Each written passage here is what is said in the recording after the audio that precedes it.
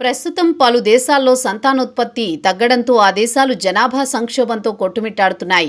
శిశు జననాలు తగ్గిపోవడం, అదే సమయంలో దేశంలో వయసు పైబడ్డవారు పెరిగిపోవడంతో మృతుల సంఖ్య కూడా రెట్టింపవుతున్నాయి. అదే పరిస్థితి ప్రస్తుతం గ్రీసులో నెలకొంది. అక్కడ కూడా సంతానోత్పత్తి రేటు గణనీయంగా తగ్గిపోయింది. దీంతో స్కూళ్లలో పిల్లలు లేక సుమారు 700 స్కూళ్లను మూసివేయాల్సి వచ్చింది.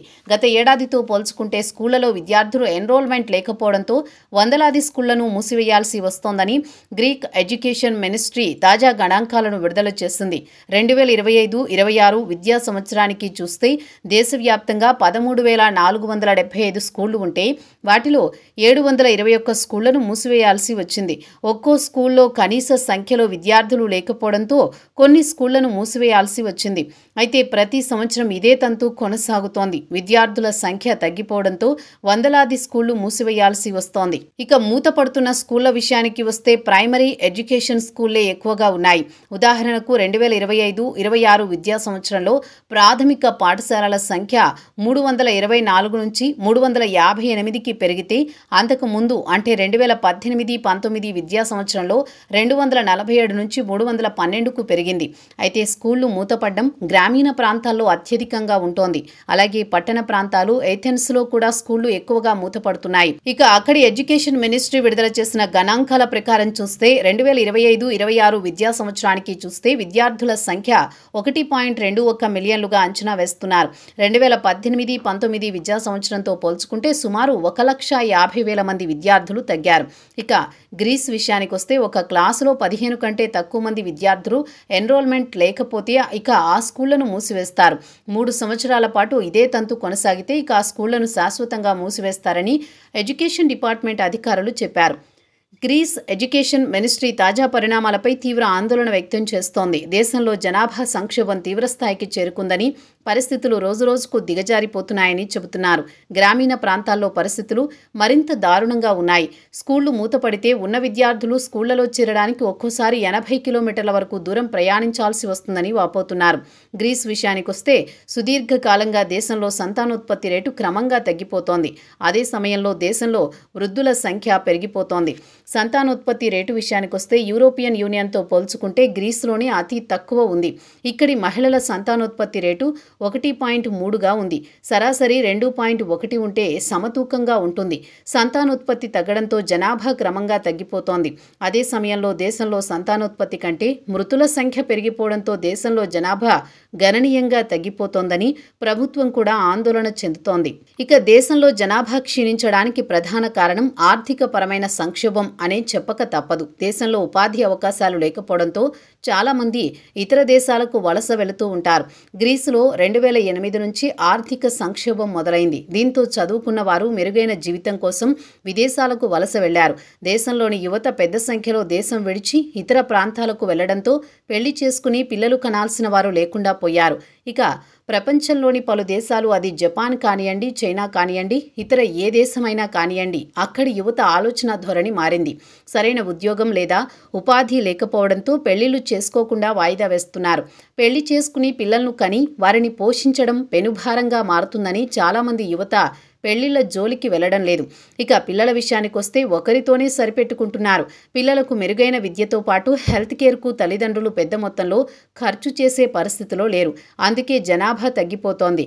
ఇక చైనా విషయానికొస్తే కొత్తగా పెళ్లి చేసుకున్న దంపతులకు క్యాష్ ఇన్సెంటివ్స్ ఇచ్చి పిల్లలను కనాలని ప్రోత్సహిస్తోంది. అదే రష్యాను తీసుకుంటే యుద్ధంలో పెద్ద సంఖ్యలో సైనికులు చనిపోవడంతో పుతిన్ ఒక్కో మహిళను కనీసం 6 మంది పిల్లల్ని కంటే $1 మిలియన్ ఇస్తామని ప్రోత్సహిస్తున్నారు. ఇక గ్రీస్ విషయానికొస్తే సంతానోత్పత్తి తగ్గడం, అదే సమయంలో ఆయుర్దాయం పెరగడంతో దేశంలో 65 ఏళ్ల కంటే ఎక్కువ వయసు కలిగిన వారి సంఖ్య విపరీతంగా పెరిగిపోతోంది.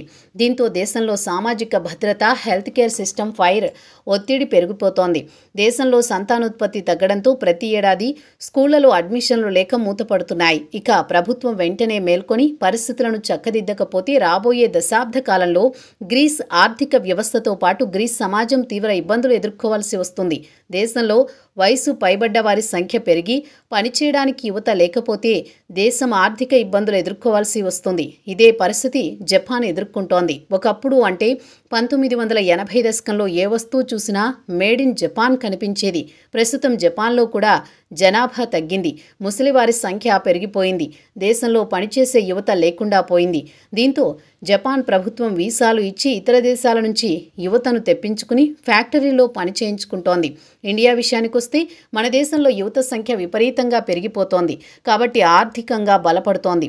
అయితే 2050 వరకు ఇదే జోరు కొనసాగి తర్వాత ఇండియా పరిస్థితి కూడా ఇలానే ఉండొచ్చని నిపుణులు చెబుతున్నారు. ప్రస్తుతం చైనాలో కూడా అధిక జనాభా నుంచి క్రమంగా అక్కడ కూడా జనాభా తగ్గుముఖం పడుతోంది. అయితే ప్రపంచ కుబేరుడు ఎలన్ మస్క్ గ్రీసులో జనాభా సంక్షోభం గురించి ఎప్పుడో హెచ్చరించారు. ఎక్స్లో పోస్టు పెడుతూ గ్రీసులో జనాభా సంక్షోభం ఏర్పడుతుందని ముందుగానే జోస్యం చెప్పారు. దేశంలో ఒకవైపు మృతుల సంఖ్య పెరుగుతోంది, మరోవైపు సంతానోత్పత్తి రేటు గణనీయంగా తగ్గిపోతోందని ముందుగానే ఊహించి చెప్పారు. గ్రీసులో శిశు జననాల రేటుతో పోల్చుకుంటే మృతుల సంఖ్య రెట్టింపుగా ఉందని మస్క్ ఎక్స్లో కామెంట్ చేశారు. 2070 నాటికి దేశంలో జనాభా సంఖ్య 25% తగ్గిపోతుందని అంచనా వేస్తున్నారు. కాగా యూరోప్లో సరాసరి 4%తో పోల్చుకుంటే ఇది చాలా చాలా ఎక్కువ. ఇక గ్రీసులో 2022 సంవత్సరంలో చూస్తే రికార్డు స్థాయిలో అతి తక్కువ 77,000 మంది శిశువులు జన్మించారు. ఈ శతాబ్దంలో ఇదే అత్యంత కనిష్టమని చెబుతున్నారు. అదే సమయంలో దేశంలో మృతుల సంఖ్య 140,000 మందికి చేరుకుంది. మస్క్ గత ఏడాది ఏప్రిల్లో కూడా గ్రీసులో జనాభా సంక్షోభం గురించి ప్రస్తావించారు. ప్రపంచంలో సుమారు డజన్ దేశాల్లో గ్రీస్ కూడా ఒకటి. ఇక్కడ కూడా సంతానోత్పత్తి రేటు అతి తక్కువగా ఉందన్నారు. ఇక గ్రీస్ ఆర్థిక సంక్షోభం నుంచి గట్టెక్కిన తర్వాత ప్రస్తుతం కొత్త రకం సంక్షోభాన్ని ఎదుర్కొంటోంది. జనాభా క్షీణిస్తే సామాజిక పరంగా ఆర్థిక పరంగా ఇబ్బందులు ఎదుర్కోవాల్సి వస్తుంది. జనాభా సంక్షోభం భవిష్యత్తులో దేశానికి పెను సవాలుగా మారుతుందని గ్రీక్ ప్రధాని కిరియాకోస్ మిత్సోటాక్సిస్ అన్నారు.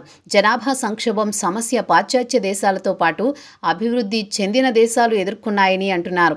ఆధునిక జీవన శైలిలో భాగంగానే జనాభా తగ్గుతుందని గ్రీస్ ప్రధాని అంటున్నారు. అయితే గ్రీస్లో మాత్రం ప్రత్యేక పరిస్థితులు నెలకొన్నాయన్నారు. ఇక వాస్తవం ఏమిటంటే యూరప్ మొత్తానికి చూసుకుంటే వయసు పైబడ్డ వారిలో తమ దేశంలోనే ఎక్కువగా ఉన్నారని ఆయన అన్నారు. గత 5 సంవత్సరాల కాలంలో గ్రీసులో 20 నుంచి 40 ఏళ్ల వయసు గల మహిళల సంఖ్య సుమారు 150,000 మంది తగ్గారని ఆయన వివరించారు. 150,000 మంది తగ్గారని ఆయన వివరించారు. 1980 నుంచి క్రమంగా బర్త్ రేటు తగ్గడం మొదలైందని చెప్పారు. దీంతో గ్రీస్ ప్రభుత్వం ప్రత్యేకంగా ఒక మంత్రిత్వ శాఖను ఏర్పాటు చేసి జనాభా సంక్షోభం నుంచి గట్టెక్కించడానికి ప్రయత్నాలు మొదలుపెట్టింది. అయితే ఇది కేవలం ఒక గ్రీస్కే కాదు, యావత్ ప్రపంచానికి ఇదే సమస్య రాబోతోంది. చైనాలో కూడా క్రమంగా జనాభా తగ్గుతోంది. అలాగే రష్యాలో, అమెరికాలో కూడా జనాభా తగ్గుతోంది. దీనికి ప్రధాన కారణం మాత్రం ఖచ్చితంగా ఆర్థిక పరమైందని చెప్పుకోవాల్సింది. గతంతో పోల్చుకుంటే యువతలో మెచ్యూరిటీ పెరిగింది. జీవితంలో స్థిరపడే వరకు పెళ్లి జోలికి పోవద్దనే ఆలోచనే దీనికి ప్రధాన కారణంగా చెబుతున్నారు నిపుణులు. మన ఆంధ్రప్రదేశ్ ముఖ్యమంత్రి చంద్రబాబు నాయుడు కూడా కనీసం 3 పిల్లలు కనండి అని దూరదృష్టితో చెబుతున్నారు. అలానే ఎలన్ మస్క్ కూడా 3 భార్యలతో డజను మంది పిల్లల్ని కన్నాడు. ఇక ఆయన చెప్పేదేమంటే ప్రపంచ జనాభా తగ్గితే మానవాళికి ముప్పుగా పరిణమిస్తుందని, జనాభా తగ్గితే వినూత్నమైన ఆవిష్కరణలు కనుగొనలేమని, ఆర్థికంగా వృద్ధి చెందలేమని, సామాజికంగా పురోభివృద్ధి సాధించలేమని చెబుతున్నారు. మరి ఇవి వినడానికి బాగానే ఉన్నా వాస్తవాలు మాత్రం వేరుగా ఉన్నాయి. ప్రభుత్వాలు చొరవ తీసుకుంటే తప్ప జనాభా సంక్షోభం నుంచి గట్టెక్కే ఛాన్స్ లేనే లేదంటున్నారు సామాజిక నిపుణులు.